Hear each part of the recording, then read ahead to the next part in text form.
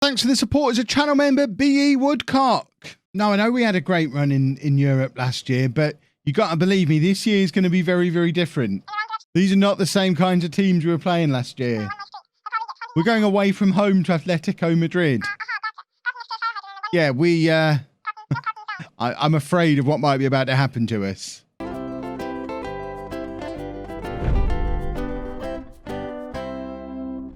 Hello and welcome to part 51 of the Greek Odyssey. I'm Kevin. Coming up on today's episode, we face Atletico Madrid in our first ever Champions League game. And then we're away against, I want to say Chania, but I imagine I'm pronouncing it wrong, in the Greek Super League. I've managed to avoid showing you games against them so far because I'm never really sure how to say what they're called. But you got to do it eventually, I guess. Since you were last with me, we continued our theme for the season so far of scoring lots of teams. Scoring past lots of goals past teams.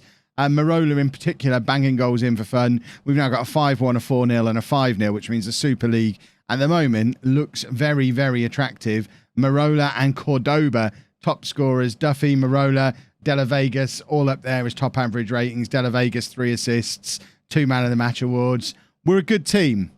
The question is, are we a good enough team to be able to get any kind of result against Atletico Madrid? And I would suggest we're probably not, but we're about to find out. So we're going with Werner in goal, a back four of Pinheiro, Michaelis, Lawson and Calapitas. Camera at the base of the midfield, Duffy and Cordoba ahead of him, and then Della Vega and Marola supporting Damien up front. I keep calling him Della Vegas, and I need to stop doing it. It's Della Vega. Della Vega, Kev, not Della Vegas. Why did I get Della Vegas in my head? Della Vega. I'm definitely going to call him Della Vegas again throughout the episode, probably. So that's Atletico Madrid. There's plenty of names I've heard of there. This is going to be a tricky one. Let's have an underdogs team talk, and let's just hope that we don't get too embarrassed. I mean, we've got an absolute nightmare of a Champions League group here.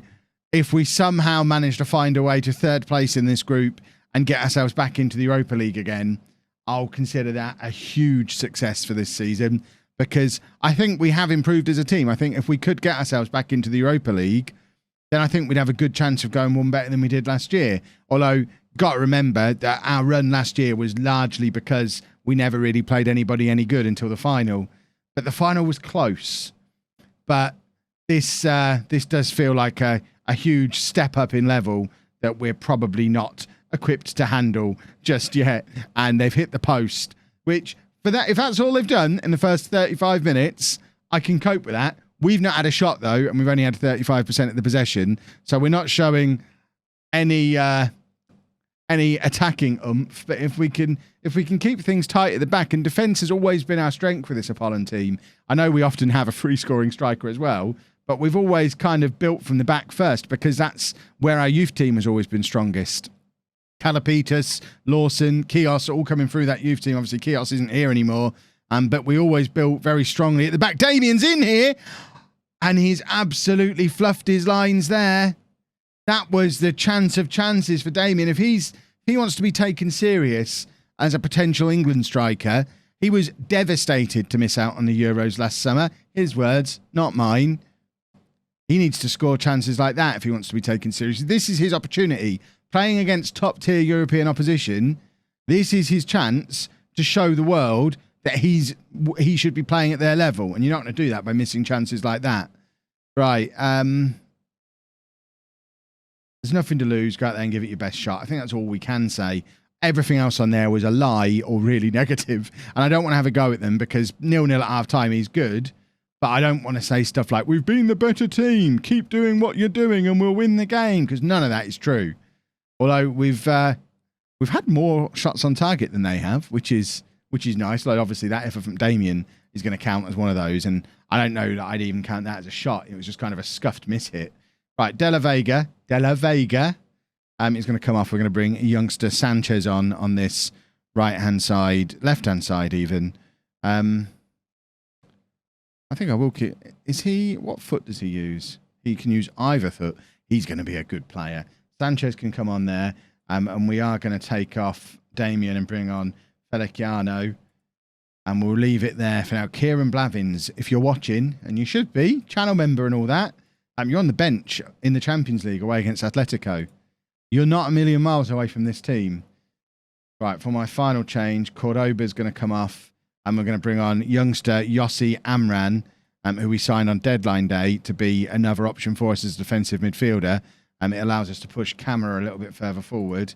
And if we can hold on here, this is a fantastic result. 0-0 away. If we can draw our away games and then see what happens when we get these clubs back to Greece, that is a fantastic result. Atletico 0, Apollon 0. Fantastic. We'll take that every single time. Just the one change for the Chania game then. Marola picked up an injury in that last game. He's going to be out for the next couple of weeks with a damaged foot. So De La Vega is going to move over to the right, which is where we actually signed him to play, and it allows Jura to come back into the team on that left-hand side. So let's get this team submitted. Jura lacking match sharpness. I never thought I'd say... Okay, never thought is probably taking it a bit far. I didn't think this early in the save we'd see a point where Jura wasn't a regular nailed-on first choice starter. It shows just how far this entire squad has progressed over that summer transfer window. He was one of our top 3 or 4 players last season, and now he's not even a regular starter. The same could be said for the likes of Lebrou, Kios, who obviously we moved on, Mendy. There's so many players who you wouldn't have dreamt of dropping just 10 games ago in real time, who now struggle to even get on the bench. And this team isn't even gelled together yet. We're going to be a good side. We're already a good side. We're going to be a great side. Of course, we have got the problem of the 4 loans all leaving in the summer. So we might be a great side very briefly if we can't bring them back permanently. But we'll worry about that when it happens. Pinheiro, I'm not quite sure how that wasn't a foul, but he has got away with it. Finds Cordoba, who in turn finds De La Vega, who's going to run at the defenders here. Play it back to Duffy, who's been left with space, which is absolute insanity when it comes to defending. You don't give Duffy time and space. He finds Kalapitas, who charges into the penalty area, has won a penalty, and I'm not sure who our penalty taker is out of this. Like Damien, I would imagine.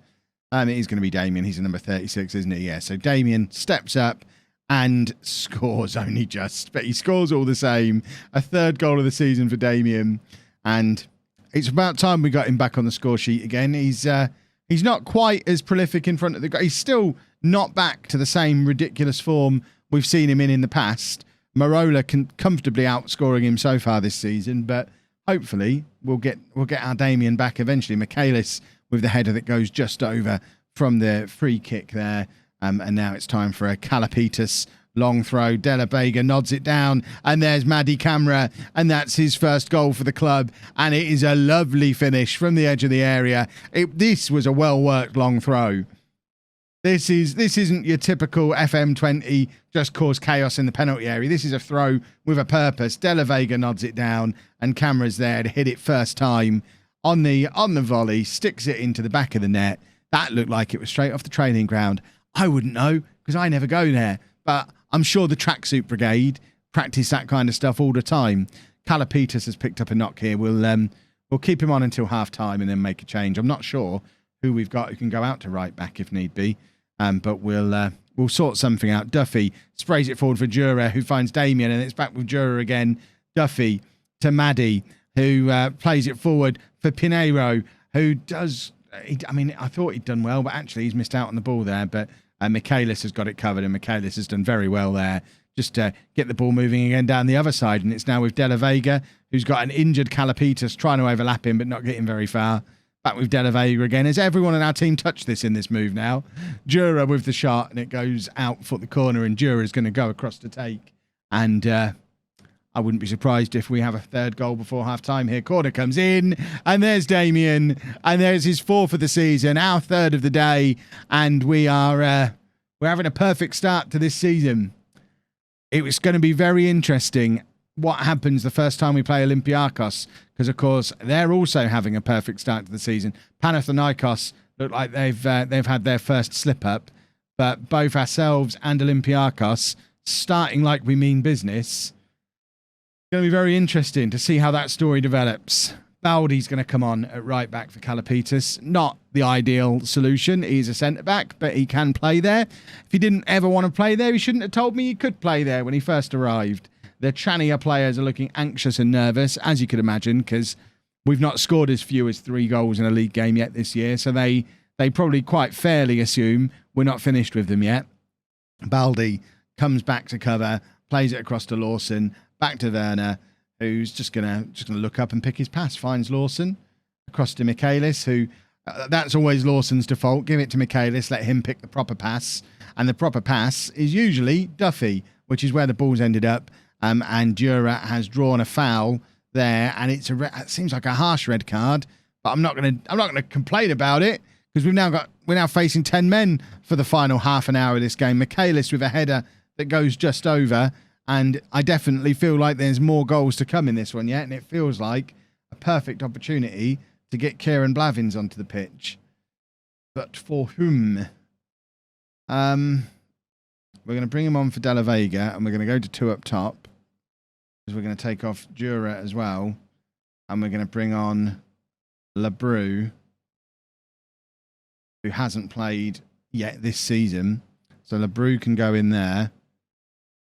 We haven't actually got anyone who can play the attacking midfield role, so we're going to do like a 4-1-3-2.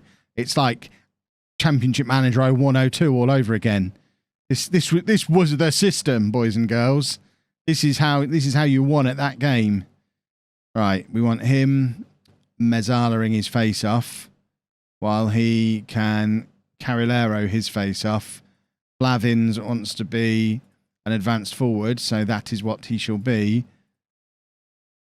And we'll do that. I mean, this is all about trying to get Kieran Blevins a goal for us because he was scoring goals when he was out on loan last season.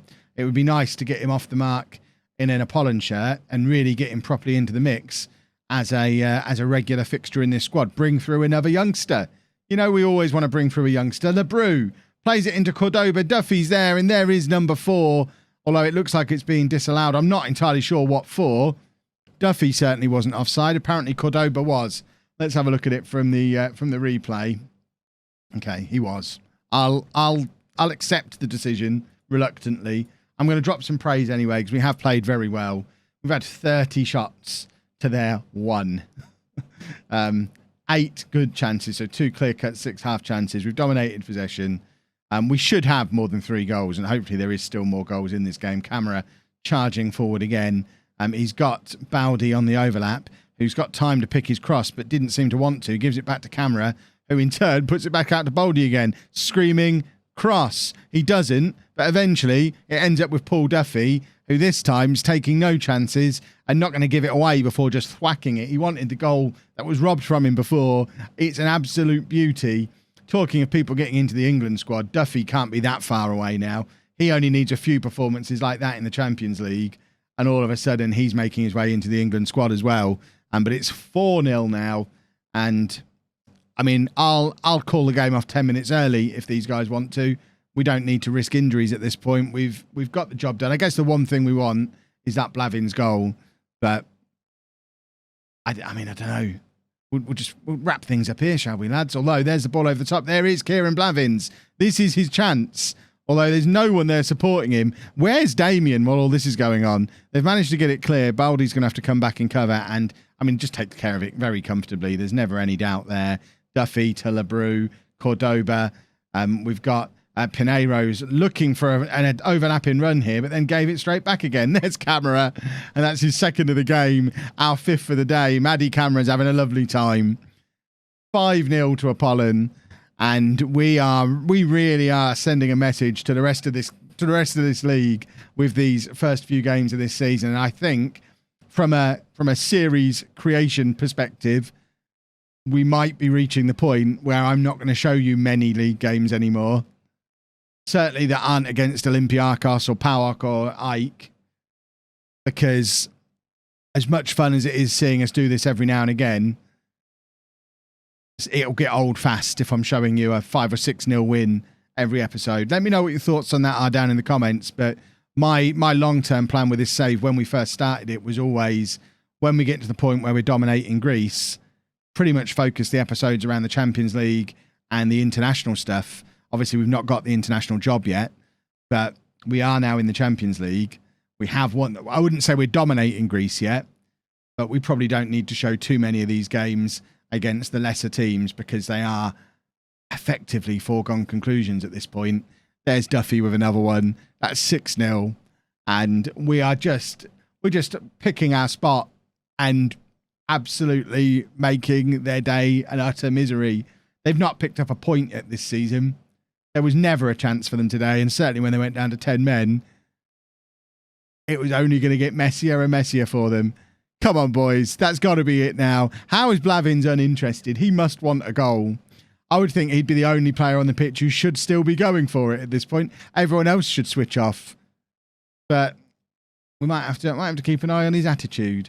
Ball forward. Here is Blevins. He turns and plays Damien in, and Damien grabs number 7. It's Damien's hat-trick. Blevins got himself an assist in the end, and Damien does very, very well to pick up his hat-trick. Hopefully that's Damien back in goal-scoring form now, because we'll need him. If he'd have converted his chance against Atletico, we'd have had a win in that game in this episode as well, and then we really would be looking at something exceptional this season. But a 7-0 win in the league is a 7-0 win in the league. I'm never going to complain about it, but we perhaps won't focus too much on league games for a little while now. So let's have a look for a Champions League game that also ties up nicely with a decent league game. And I'm thinking Leipzig and Ike just there, and then Atletico and Olympiacos maybe are what we're looking at.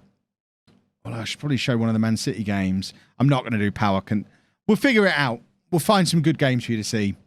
If you've enjoyed that, please make sure you leave a nice big thumbs up on there for me. Subscribe to the channel for daily Football Manager videos. And thank you very much for watching.